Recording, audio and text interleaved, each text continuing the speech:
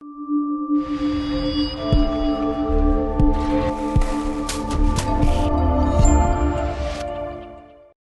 afternoon, and welcome to the Middle East Forum's webinar and podcast series, Israel Insider, this week with Alex Selsky. I'm Stacey Roman, and I will be moderating this discussion today.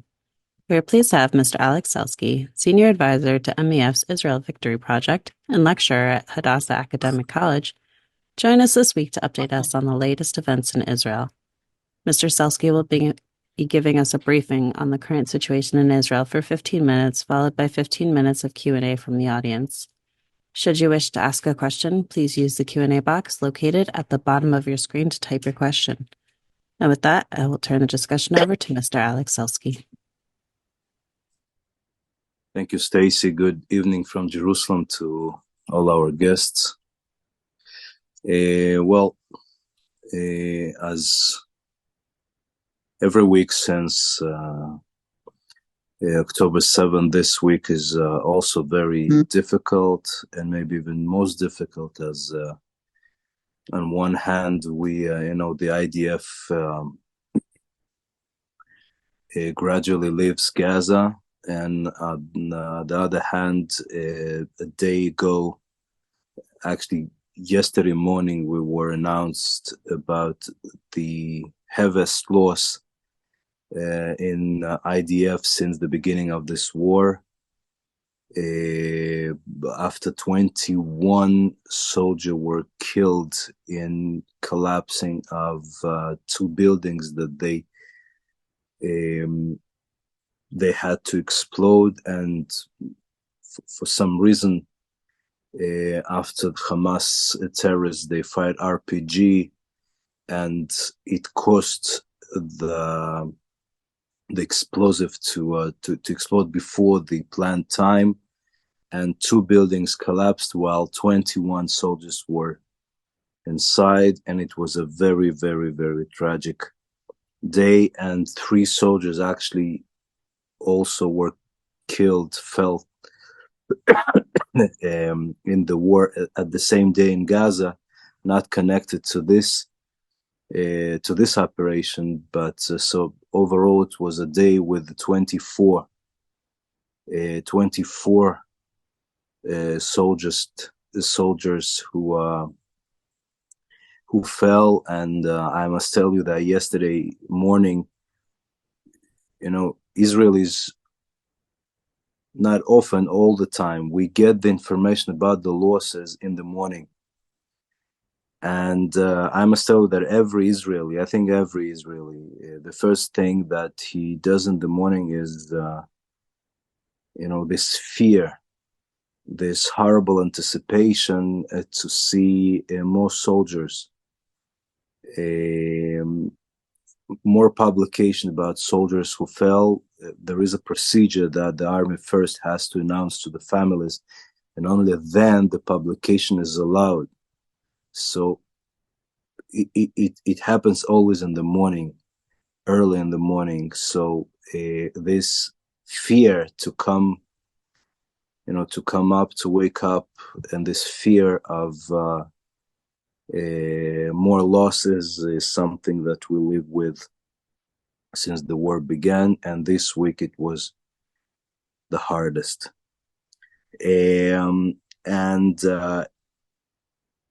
As I said, in parallel, IDF gradually leaves Gaza. We entered the less intensive stage, which IDF and Israel were talking about for a few weeks, more than a month. Some say that it was planned without any connection to any international pressure. Some say that it's a result of an international pressure, primarily from the White House and Biden administration. Anyway, the situation is that many of the army units leave Gaza, and it's more intensive. It's less intensive stage of the fighting, and the question is, did the IDF meet the goals of this war? And if not, how long it will take, and if it is possible at all, and with this kind of fighting. And this brings us, the whole Israeli society and the whole Israeli political system, to very big, first of all, uncertainty, but also dilemma and argument.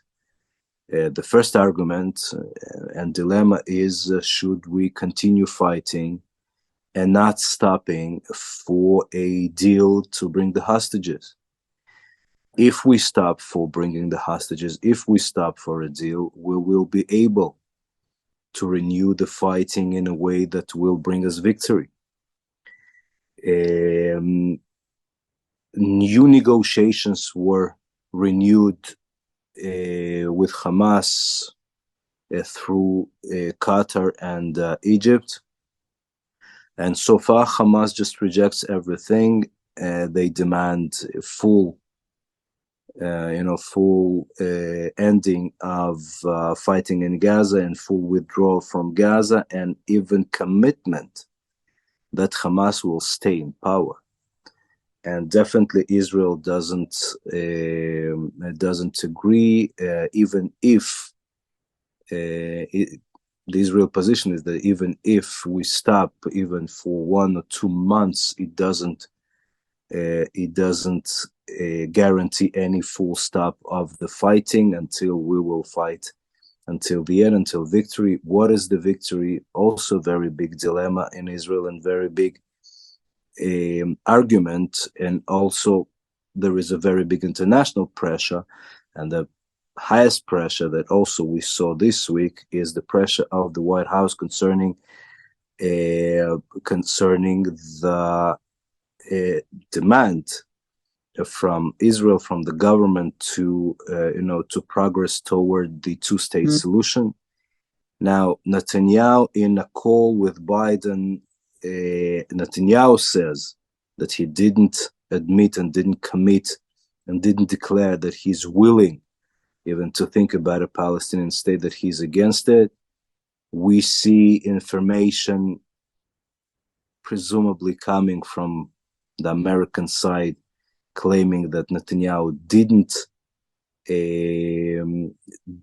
didn't cancel this possibility, and he said that it's possible. It definitely immediately met huge criticism in Israel. The political situation is very unstable anyway. The far right, Ben Gvir, says that if we don't continue fighting, we quit. We also see that Gantz and his party, speak about quitting. We see the polls more and more in which Gantz gets closer to 40 mandates, and Likud drops even in some polls even to 15, 16, even 14.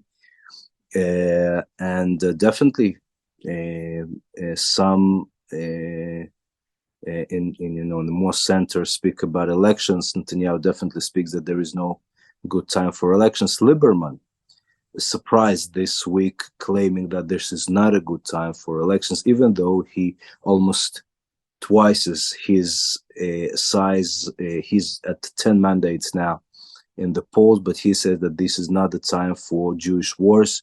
We have to be united. Also, a very important thing that must be addressed in our talk is the anticipation and understanding that any time, any minute, actually, we can see, warming up in the north, because the fighting in the north is continuing all the time. We saw a week ago two people, a man and his mother, killed by RPG. We see more and more fighting. We see Russia started patrolling on the border with Syria, trying to show Israel that they don't accept the Israeli strikes in Syria against Iranian and Hezbollah targets, following Israeli targeted killing of two senior Iranian officers of the Islamic Revolution Guards. And all these tensions, brings us all the time to understanding that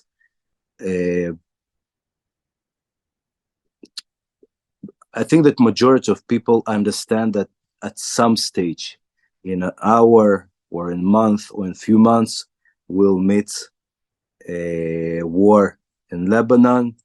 It was a publication a few days ago that Israel, gave ultimatum to the states and Lebanon that until the end of January, if there will not be a diplomatic solution, Israel will attack militarily. I can tell you that I was released from my reserve just yesterday. After 3.5 months, I've been in reserve since October 7th because, I'm in Homefront Command, so there is no rockets in Israel at the moment. But we all prepare for the north.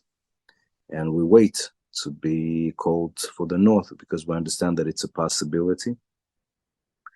I have another couple of minutes. Well, we definitely see also continuing of fighting of IDF in Judea and Samaria, more and more operations of against killing terrorists and collecting weapons more and more. Some say that the situation in Judea and Samaria also is very unstable, and we might meet this front soon. So far, we don't see that it crosses the boundaries of local fightings. Well, Eilat definitely continues to be another front after Houthis attacked in Eilat, even though for a few weeks already we didn't see new missiles. But you definitely know that in the United States and the coalition that the United States built against the Houthis was a decision to attack more. Let's see that it's happening.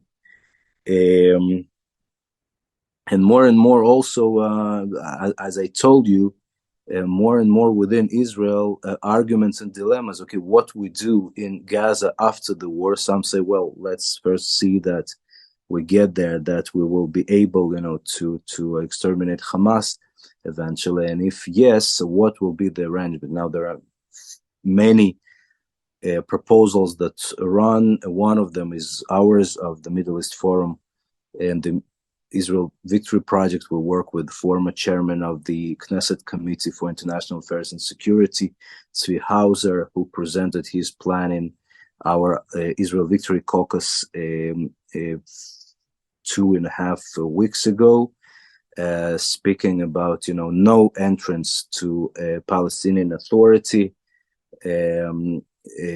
disarmament of Gaza, and under international framework that will not demand every time that the IDF has to act within Gaza, that we will not be seeking legitimacy for every operation, and taking land, taking some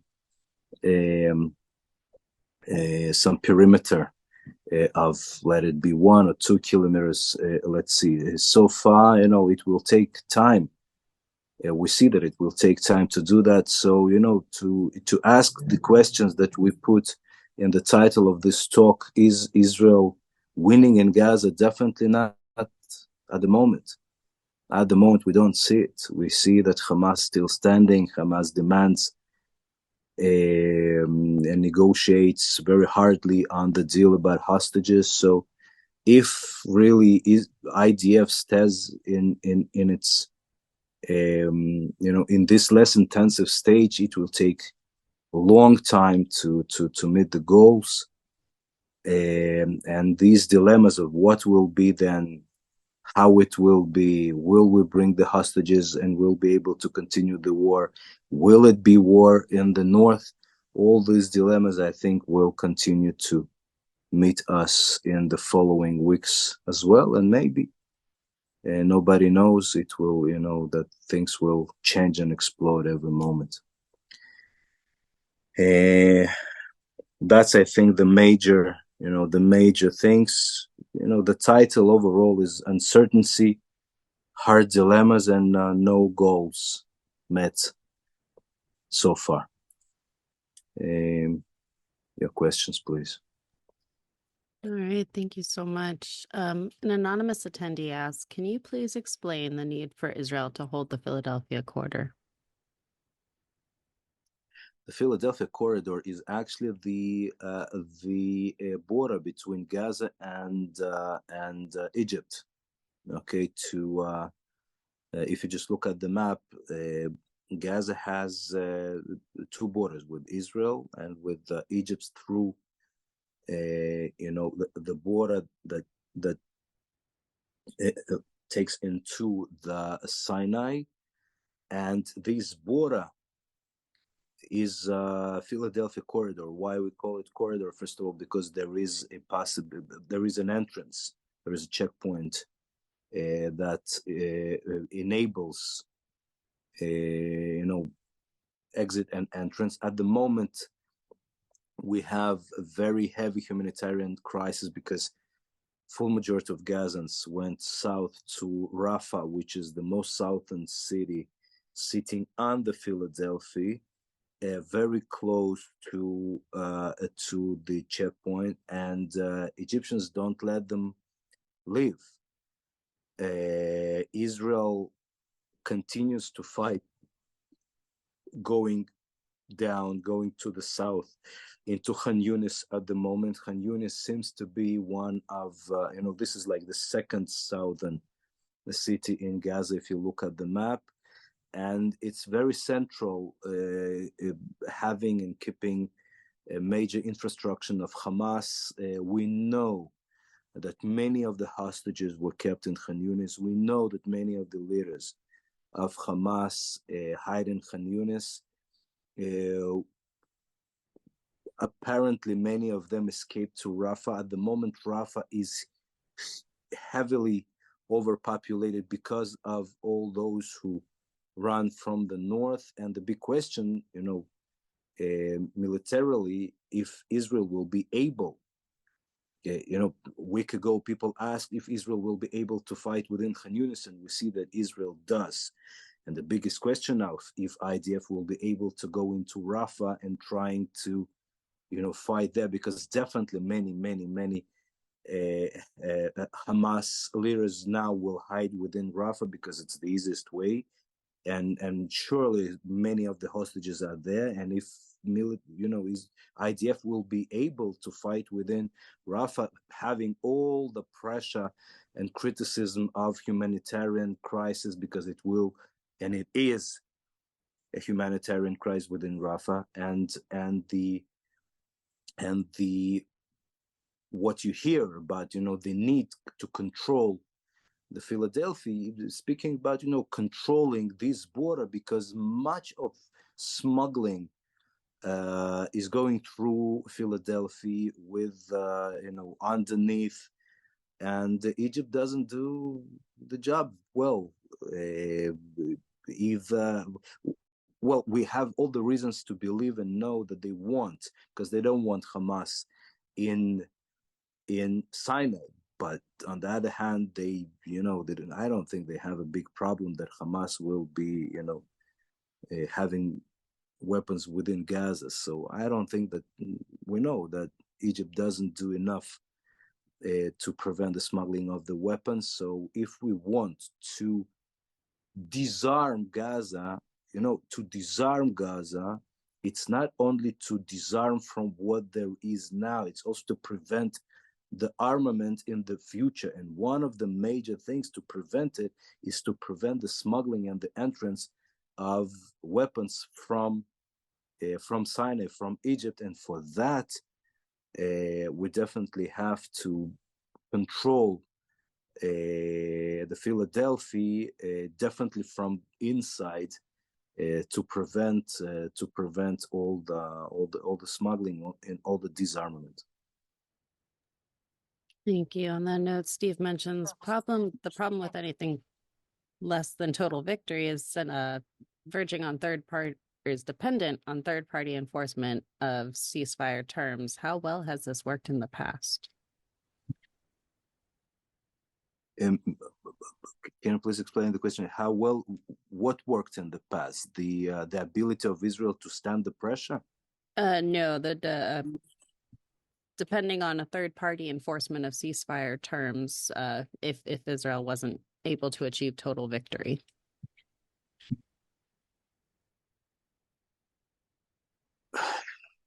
Well, you mean the pressure? What the American pressure?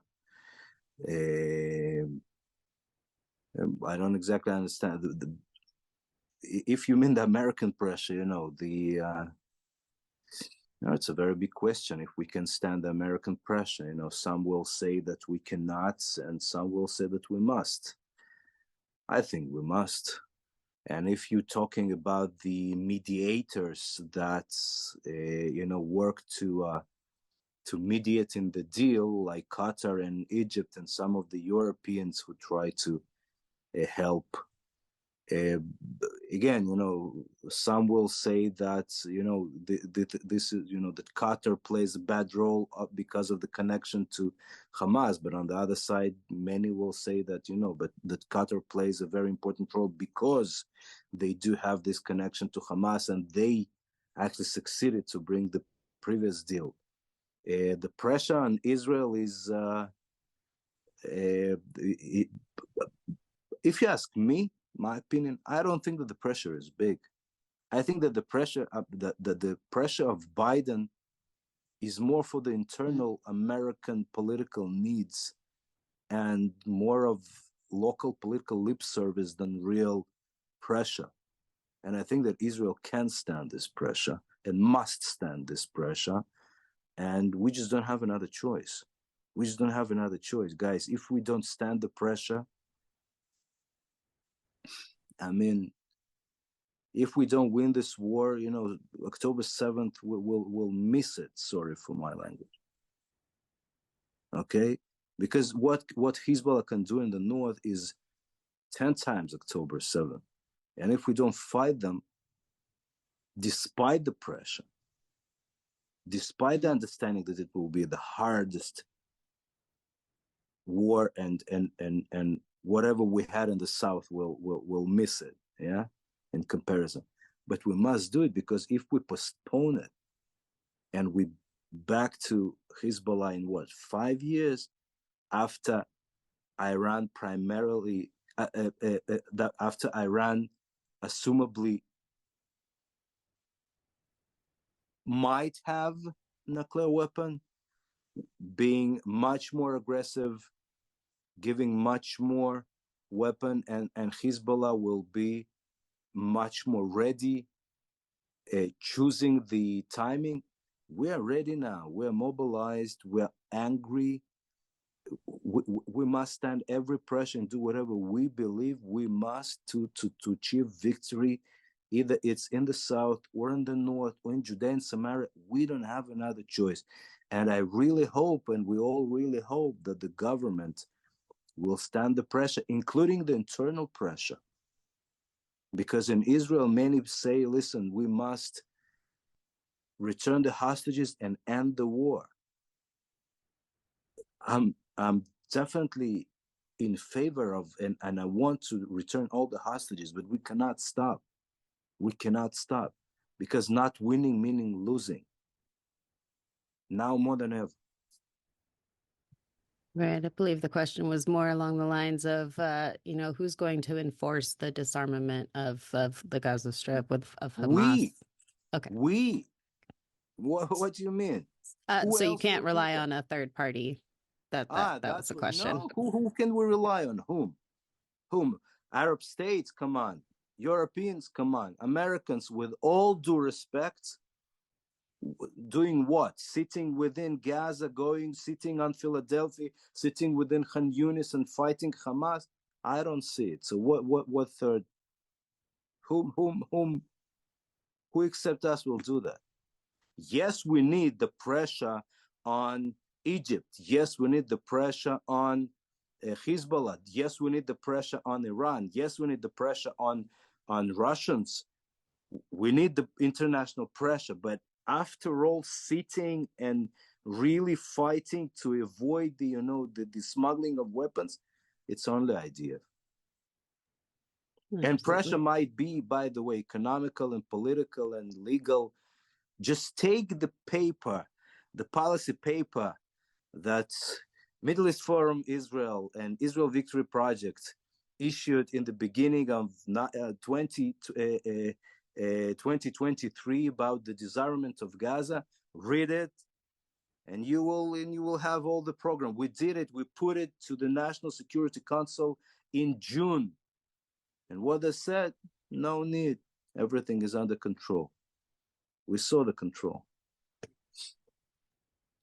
Absolutely. Mehrdad Kansari asks, you made reference to Russian intervention in the wake of recent Israeli aerial attacks against the IRGC people in Syria. To what do you attribute this change?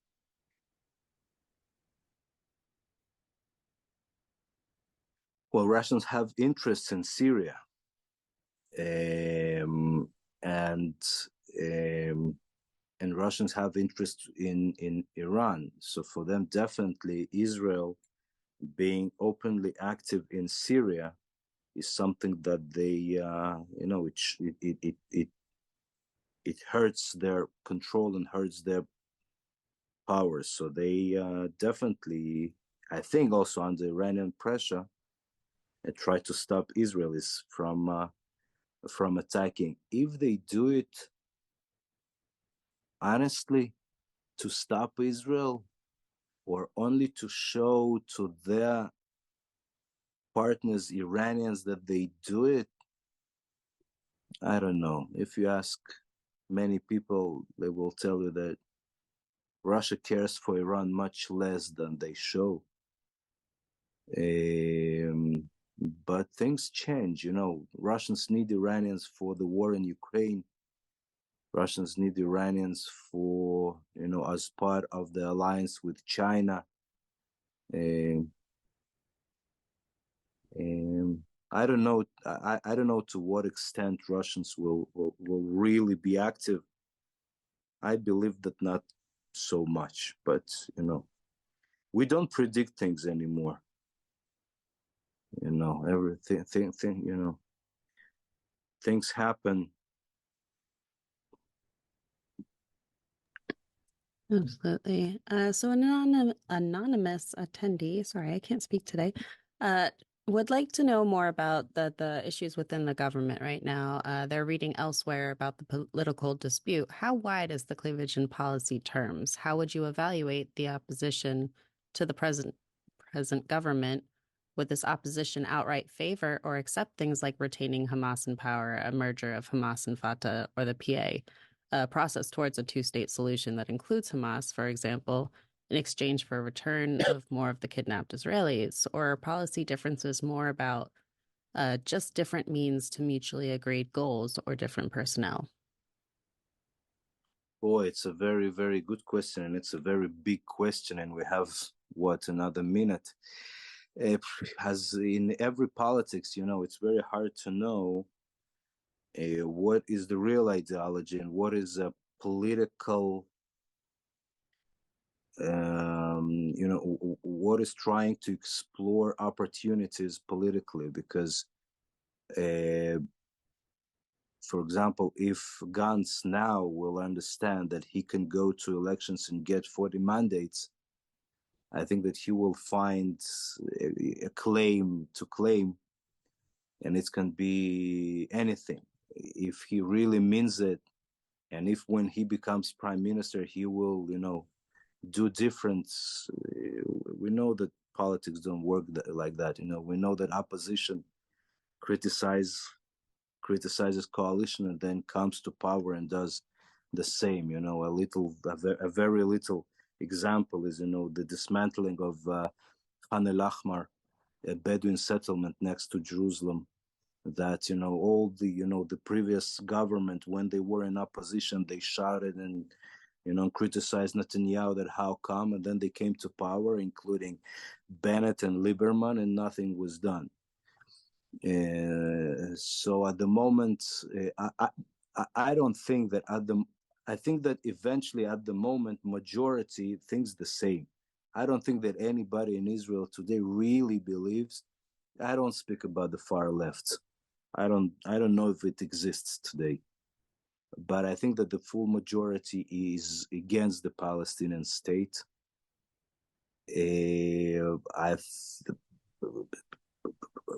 We see more and more, same voices about many policies. I think that ideologically more people think the same. Politically, I think that many players want to take opportunity to,